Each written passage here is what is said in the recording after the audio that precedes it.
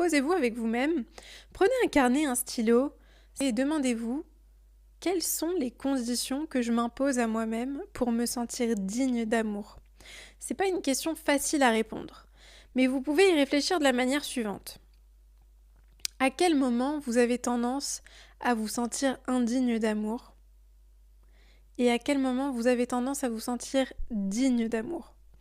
Très souvent, la base, on va dire, c'est que j'ai tendance à me sentir digne d'amour quand je me trouve belle, quand je me trouve beau, quand je me trouve performant au travail, quand je me sens bien dans ma peau, quand je me trouve intéressant aux yeux des autres.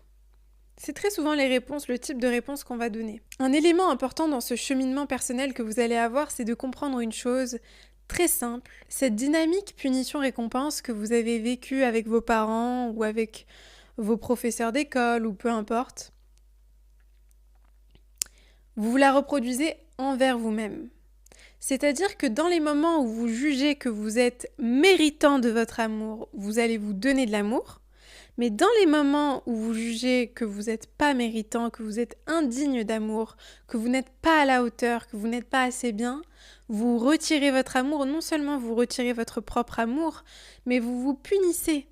Il faut vraiment faire cet exercice d'introspection et de se poser avec soi-même et de se demander comment est-ce que j'ai l'habitude de fonctionner avec moi-même dans les moments où je me sens pas assez bien.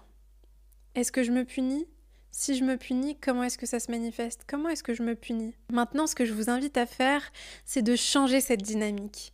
Changer cette dynamique d'amour conditionnel. Si vous voulez arrêter de dépendre des autres, si vous voulez arrêter de vous sentir dépendant des autres pour vous donner de l'amour, pour vous donner l'attention, la validation dont vous avez besoin, commencez à inverser cette tendance de l'amour transactionnel. Habituez-vous à vous donner de l'amour dans les moments où vous auriez l'habitude de vous punir, de vous rejeter, de vous saboter, de vous faire mal, de mal vous parler. Ça peut se manifester de manière totalement différente, c'est-à-dire qu'on peut se donner de l'amour avec les paroles, on peut se donner de l'amour avec nos actions. Moi, je sais que dans les moments où j'ai tendance à être vraiment dure avec moi-même, c'est des moments où je me sens pas bien avec moi-même, je me sens pas assez bien, je me sens défaillante, où j'ai honte de moi parfois. Je peux me dire que je suis pas assez bien, que je performe pas assez, que je réussis pas assez, que... Voilà, c'est toujours le pas assez belle, pas assez intelligent, pas assez performant, pas assez... Peu importe ce qu'il y a après le pas assez, la racine, la source, elle est la même. Le sentiment d'être défaillant, le sentiment de ne pas être à la hauteur.